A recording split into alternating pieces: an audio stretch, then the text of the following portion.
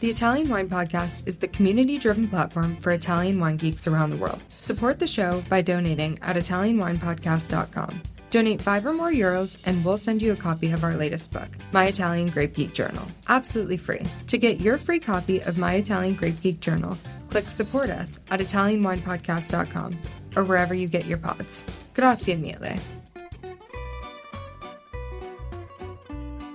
Welcome to Wine, Food and Travel with me, Marc Millon, on Italian Wine Podcast. Listen in as we journey to some of Italy's most beautiful places in the company of those who know them best, the families who grow grapes and make fabulous wines. Through their stories, we will learn not just about their wines, but also about their ways of life, the local and regional foods and specialities that pair naturally with their wines, and the most beautiful places to visit. We have a wonderful journey of discovery ahead of us, and I hope you will join me.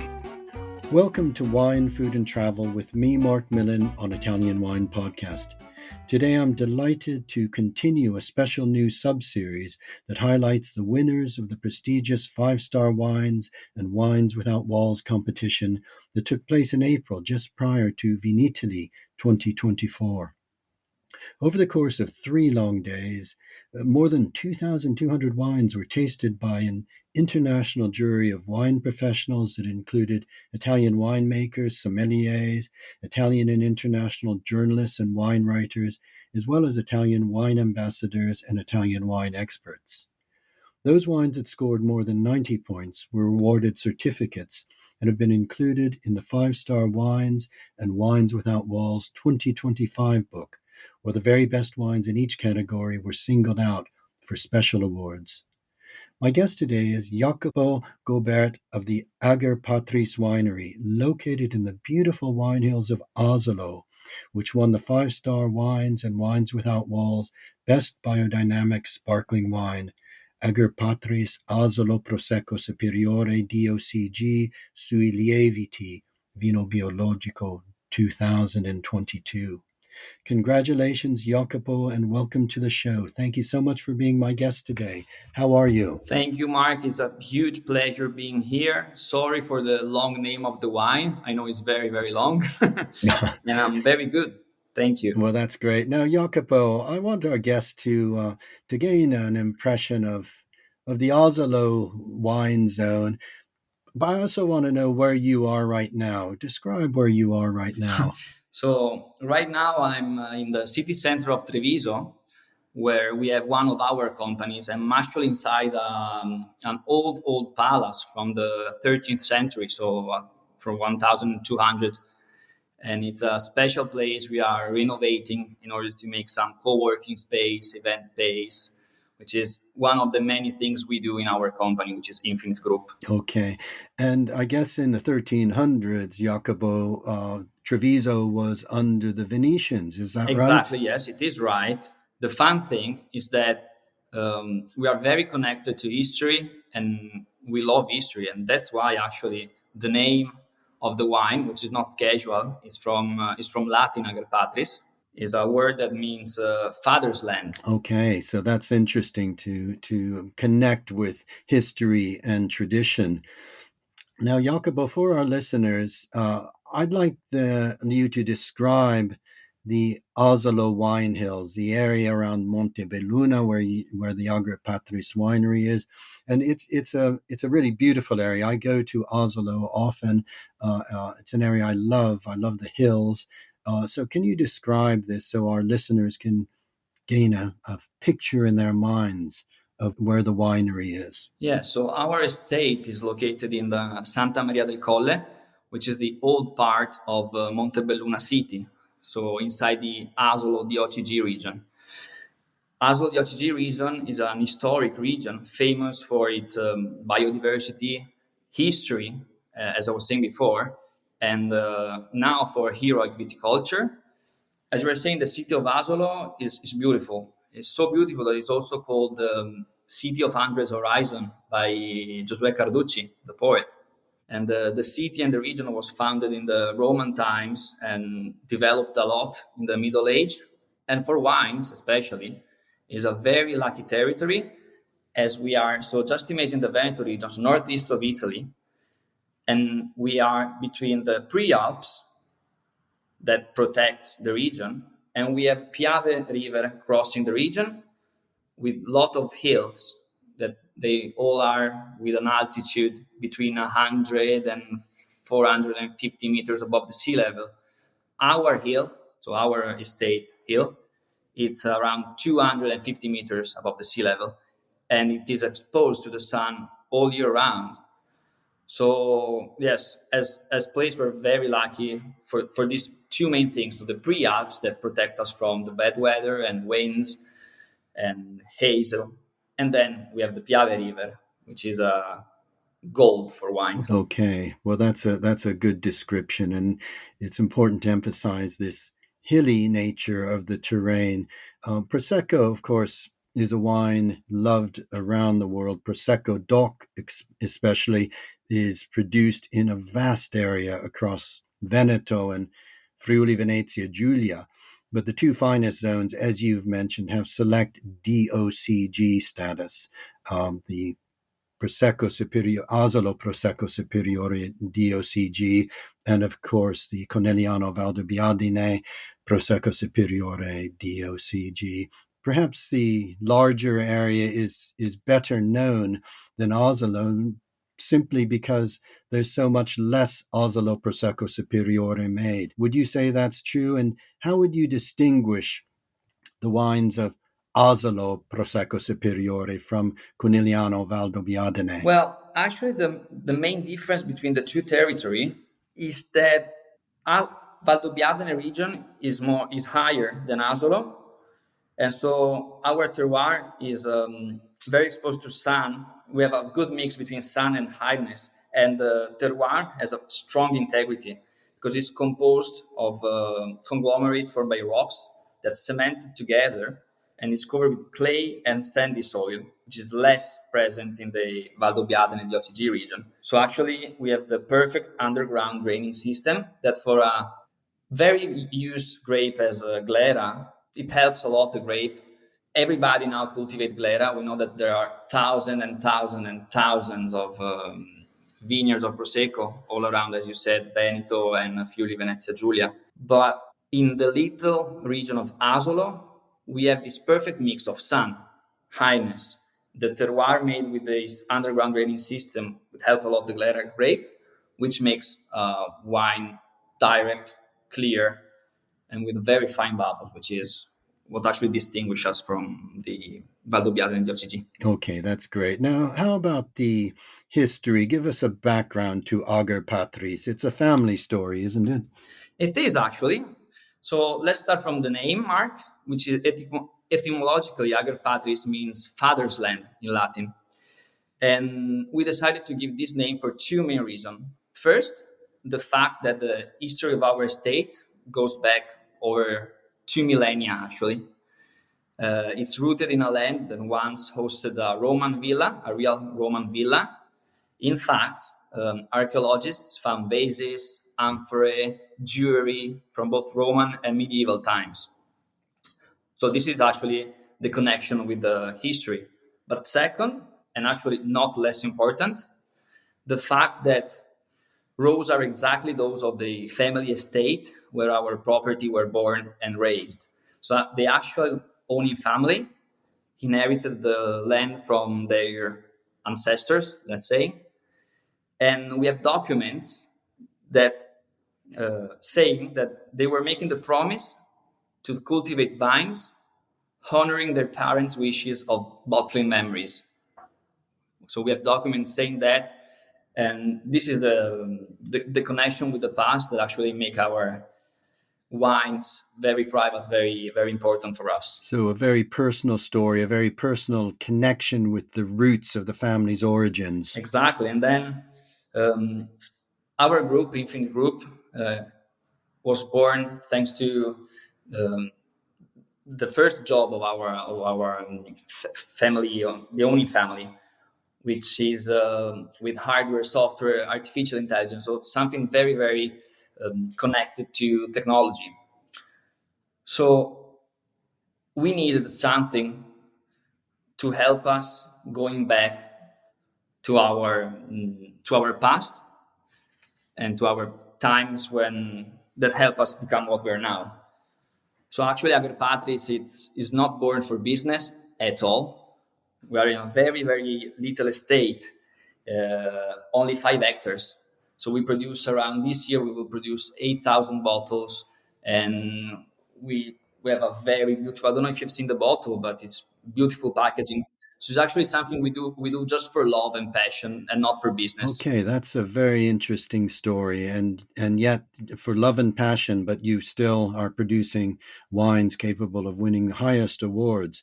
Now, that's interesting as well that it's a tech business, the main holding company, but you've returned to the land and above all to organic and sustainable farming. Tell us a little bit about the philosophy behind that.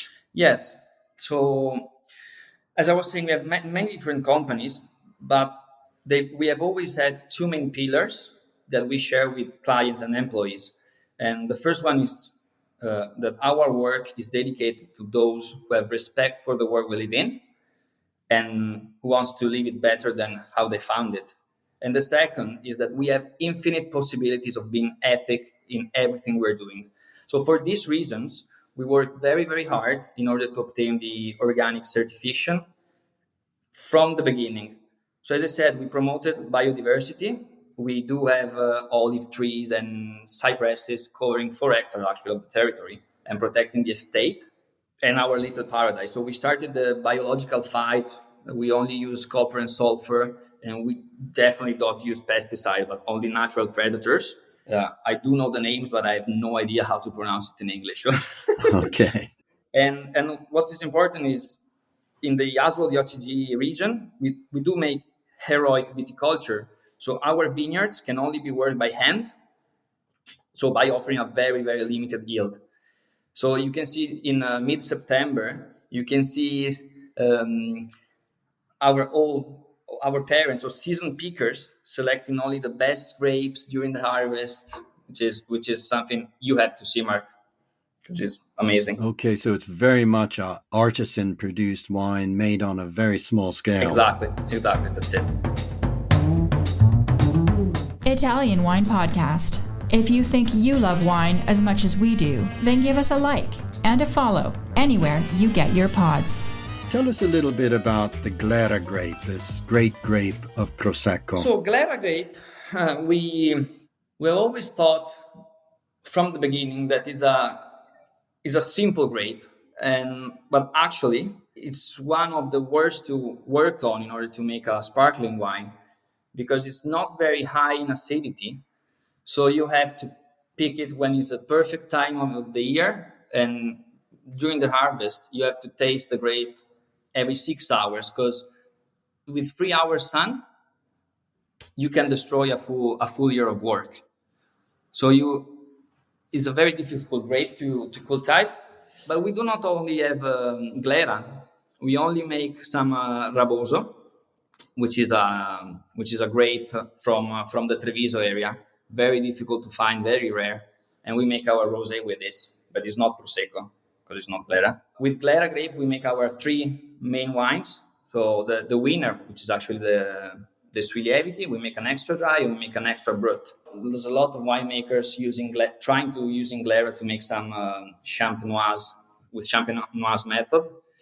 But it's so difficult. As I was saying, it's a difficult grape. So can only be treated as Prosecco for me. Which means under the Martinotti method of production. Can you explain that briefly to our listeners? So the main difference between Martinotti method and Champenoise method is that we do use a metal cister to let ferment the wine, then we bottle it.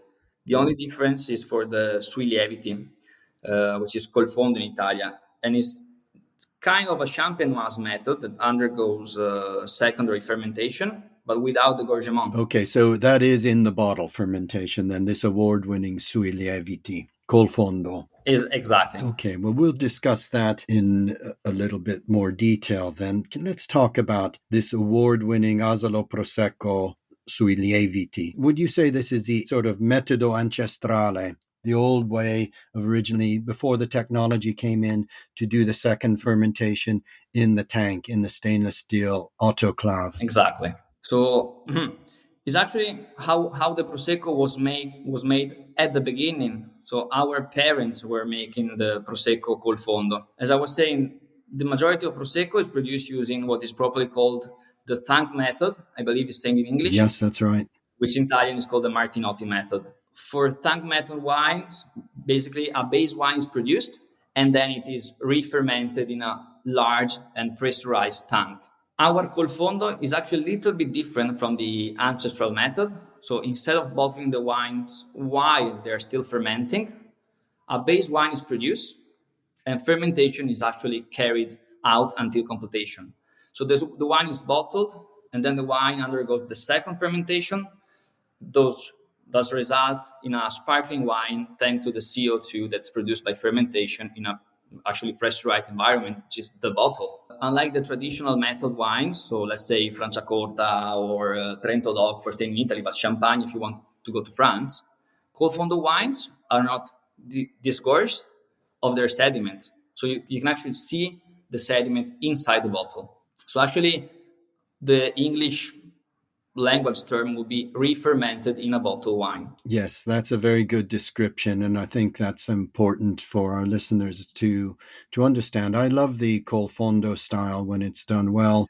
The secondary fermentation, of course, the yeast eats the sugar in the wine, in this case completely, so that it's absolutely fermented to bone dryness without any dosaggio, without any dosage added to it, and instead of freezing that yeast in the neck of deposit in the neck of the bottle, it remains in the wine. So the wine can be a little bit cloudy, but that's something that consumers have come to enjoy and value and appreciate, isn't it? It is actually. Two main reasons. First of all, Prosecco, being a Martinotti method, cannot stay longer. It cannot stay for a long time in a bottle. So actually, the shelf life for a Prosecco is a year and a half. But with the sui lieviti, so col fondo, being with their yeast inside the bottle helps the bottle stay years and years. Do the wines develop the autolytic character, that sort of bready, yeasty notes from the lieviti? That's it. And then it's actually, as you were saying, for clients, it's a fun game to propose, is to try the lieviti in two ways. Because you can actually leave the lees in suspension, making it very cloudy. And when it's cloudy, you can feel this very intense pastry aromas and hazelnuts aroma thanks to the yeast. But then, if you want to do a comparison, you take one bottle and you make it cloudy with the lees in suspension. Then you take another bottle and you leave the yeast to settle at the bottom. So the first glass will be clear and the last glass will be very, very cloudy. And it's nice because you can taste the different flavors for each glass. And that's something I always suggest to clients when they buy the Is that lieviti. how you would drink it yourself? I would drink it myself for the first time just to understand the difference. But I like col fondo so much that I prefer it cloudy. And actually, it really depends what you're eating. Okay. That helps deciding if you want it with lees in suspension or not. Well, that was my next question, Jacopo. I wanted to talk about that because I think this style of Prosecco does lend itself to food. Often Prosecco is enjoyed as an aperitivo, just a light wine to enjoy before a meal. But I think this style, col fondo, lends itself to food. So tell us about some of the typical foods of your area that you think pair very well with a Prosecco col fondo or sui lieviti. So talking about food, we are in a lucky region because we have Venice and the lagoon and sea. So we do have fish coming from that part, and then we have meat, especially little birds and wild animals coming from the center of the region and the pre-Alps. We have two possibilities to pair the wine. So starting from how it tastes. As I was saying, very elegant pastry aromas, hazelnuts, and then we do have fresh fruits, notes like pear and apple, which reflects the altitude of the vineyards. So it's not a typical Prosecco because you have the sip is very juicy with a high acidity, making it an excellent aperitif. But the structure given by the break on the yeast pairs very well with also main courses of fish or white meat. And you know how it's good with a local aperitif. In the Treviso, Montebelluna, and Asolo region, we have our merenda, our break at 3 o'clock in the afternoon. We do have pan and soppressa, which is basically bread and soppressa, which is a cold cut, very soft, and it reflects actually the dolce vita of the Treviso region. Okay, that's a lovely, lovely thought of having a merenda at 3 o'clock with the bread and the soppressas type of salumi, and of course a glass of Prosecco Superiore sui lieviti. I'd like that idea. I would like one now. You're making me want that, and it's only 10 o'clock in the morning here in England. Yeah, we have to use the podcast to stop this way of thinking that 10 o'clock is not a good time to have a glass of wine. That's true. That's true. So that's a very nice pairing. What would be a few other piatti tipici that you would enjoy with the wines of Ager Patris? One food pairing I like to make actually with sui lieviti, and this will sound weird maybe for someone, but we do have a typical oyster coming from the Po River, which is called the Rosa del Delta, which is the pink one from the Delta. Delta is where the Po River goes into the sea, and there's the perfect microclimate inside the water to grow oysters. And there's very little oysters with a pink color inside, and they are kind of salty, very salty. And with a glass of our sui lieviti makes it the perfect pairing, because you don't having the yeast, you don't have the smash between the salty fishy oyster and the straight and clear bubble of Prosecco or champagne, which makes that kind of irony flavor in your mouth. Yes, that richer flavors from the sui lieviti would pair well with the salinity of the oysters. I've not had those oysters from the Po Delta before. I shall have to look out for them the next time I'm in the area. Absolutely, yeah. They're very difficult to find. I mean, there's restaurants here in the area that struggle to find some. So there's very little production. What about the blue crab? That's this invasive species that's coming into the lagoon, and chefs are finding ways to cook this. I would imagine the blue crab would pair very well with your Prosecco. Well, blue crab would pair even better with an extra brut, actually, because blue crab has a very sweet meat. They eat everything they find. So from algae to fish to other crabs. And so eating everything, the inside started becoming very, very sweet. And that could be actually difficult to pair with. I had a plate of gnocchi with blue crab, and we decided to pair it with our actually rosé. And that was good, because you need to have a little bit of structure given by a red grape to pair with the blue crab. Okay, that sounds. You need to have some pleasing acidity on the palate, but also sweetness and a strong background as well. Okay. Now, Jacopo, I know that the Ager Patris wines are made in very small quantity. Our listeners, I'm sure, who are located all around the world, may find themselves in the Asolo area in Treviso, for example. How can they find the wines, and is there any opportunity for them to sample them? Well, first of all, we are very, very open to welcome everyone that wants to come and visit our estate. On the estate, we do not have a hospitality cellar, as properly said, because our lands are uncontaminated, and we have decided to leave nature being the main character of the land. So no cars, no working machines. Sometimes you can find high grass. But we are so happy to take guests to our land, keeping in mind that they are going to live an ancestor experience. So in a land that they can take them to another time in history. So we're actually, our plans for the future will be, we are building a hotel close to the estate that we can use as hospitality point for whoever wants to come and maybe have too many glasses of wine and wants a place to stay. And then actually close to the estate, there's our main office. It's called Infinite Area, called Infinite. It's an innovation hub for events and co-working, where I can also offer personalized tasting experience, because we have projector immersive experience all around, so we can actually take the guest from the nature to a very high technology place. Using the AI and the virtual reality? Exactly.